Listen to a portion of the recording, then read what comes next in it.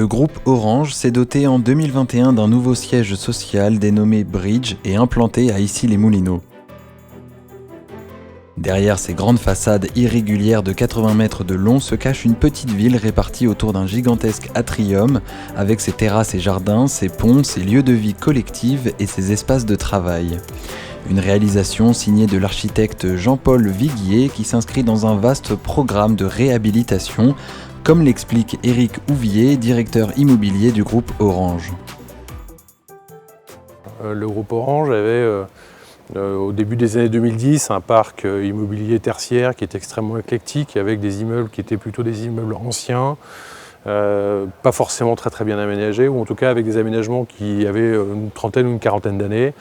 Donc il convenait en fait de mener une grosse transformation autour de cet immobilier-là, avec des implantations également qui étaient extrêmement éclatées sur l'ensemble du territoire. Et donc il avait été déjà engagé depuis le milieu des années 2010, en tout cas un grand programme de recherche et d'implantation autour d'une vingtaine de projets, de grands projets en France. Avec ce projet Bridge, les concepteurs avaient d'abord pour ambition de créer la grande maison des salariés Orange. L'objectif premier était de regrouper, de faire la grande maison des salariés Orange. Et donc dans cette grande maison des salariés Orange, on voulait non seulement les fonctions groupes du groupe Orange, mais également des fonctions opérationnelles, également avoir des espaces dans lesquels on pouvait accueillir des salariés de l'ensemble du groupe. Construire un nouveau siège social est une question d'image, certes, mais c'est aussi l'occasion d'adapter les espaces aux nouveaux usages et modes de travail, avec un objectif affiché: favoriser les interactions, comme nous l'explique Jean-Louis Rondeau, directeur des relations internes et externes de Bridge. C'est un lieu qui est un village et dès le départ, nous avons pris une posture, une stratégie qui était très simple. C'est comment favoriser les interactions, qu'elles soient formelles ou informelles, pour accélérer les prises de décision au sein de ce bâtiment. Afin de définir les futurs espaces, une vaste opération de consultation des futurs résidents a été réalisée en amont. Bridge réunit 10 sites, 3000 salariés. Nous avons travaillé avec l'ensemble des salariés à travers des techniques, soit des études qualitatives, soit des études quantitatives, mais surtout des groupes de travail, des groupes informels, à travers Plaza par exemple, qui est notre réseau social interne, style Facebook, mais nous avons voulu faire des groupes, nous avons voulu que les gens essayent le mobilier, nous avons voulu que les gens expriment, parce qu'on apprend beaucoup des résidents permanents, et c'était très intéressant de voir comment ils s'appropriaient les lieux au moment de la conception et de la construction de ce bâtiment. Le résultat est très séduisant avec ce vaste hall baigné de lumière, une lumière naturelle très présente sur les espaces de travail, les nombreuses terrasses intérieures et extérieures et une acoustique assez remarquable pour de tels volumes. Probablement la chose la plus importante sur le plan architectural, c'est l'horizontalité de l'immeuble. C'est de pouvoir en fait juxtaposer et quelque part mettre des équipes les unes à côté des autres qui ont un sens à travailler ensemble, les mettre dans des espaces qui sont en perméabilité les uns avec les autres.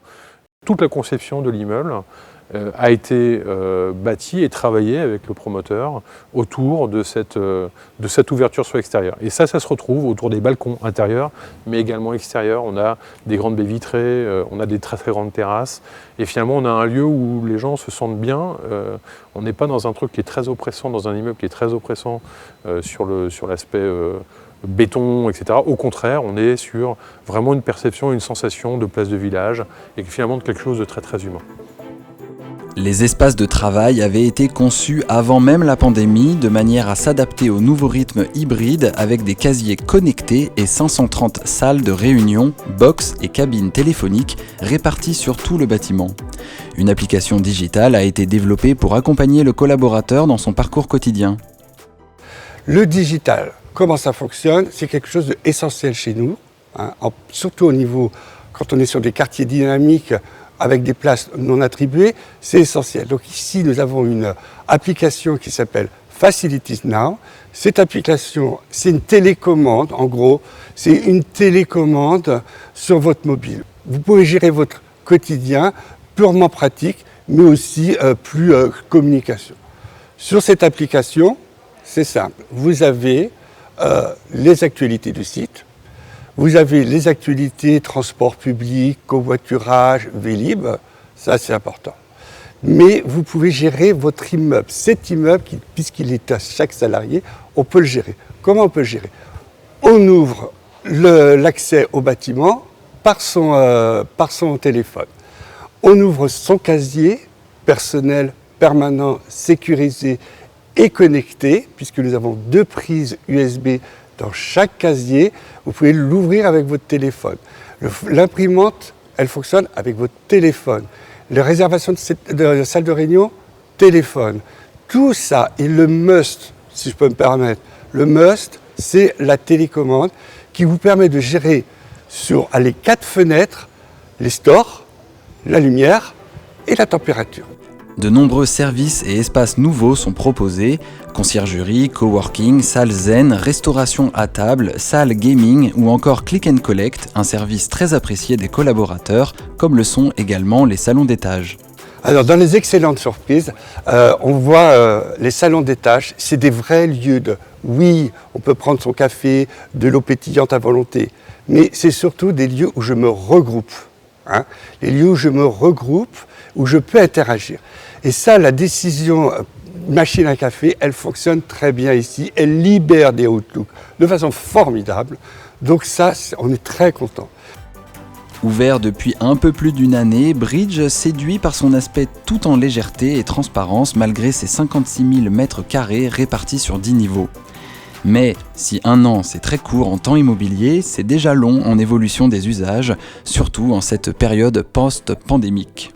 Même si les salles de réunion sont toutes digitales, ce qui nous permet de faire du Teams, mais vraiment on casse le spatio-temporel, on peut travailler à distance, on a tous les éléments pratiques pour travailler de manière efficiente, mais les collaborateurs commencent à nous demander des salles de plus de 25 collaborateurs, alors que ce n'était pas demandé au moment de la préparation du bâtiment. Donc il se peut qu'un jour nous reconfigurions ces salles si vraiment ce qu'on sent aujourd'hui se révèle assez important demain.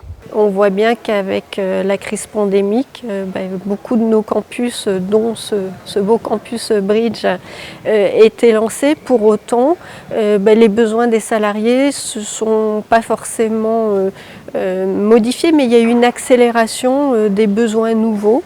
Donc il faut vraiment se reposer la question de la situation de travail, quelle organisation de travail, pourquoi on vient sur site, qu'est-ce qu'on va y faire, avec qui, que, quoi, comment. Et cet espace, il est fait pour donner la meilleure expérience aux collaborateurs, leur meilleure expérience de journée. Est-ce que ça a encore du sens de venir sur site si c'est pour se retrouver tout seul ou faire des tunnels de visio? Voilà un certain nombre de questionnements qui font qu'on est en perpétuelle évolution et réflexion. Se voulant exemplaire d'un point de vue environnemental, Bridge a obtenu de nombreuses certifications dont HQE Bureau Passeport Exceptionnel, BREEAM Excellent ou encore le label Effinergie Plus. Un bel exemple de bâtiment connecté et ouvert sur son quartier, très accessible grâce au tram et au RER, un outil au service de l'image et de l'attractivité du groupe Orange.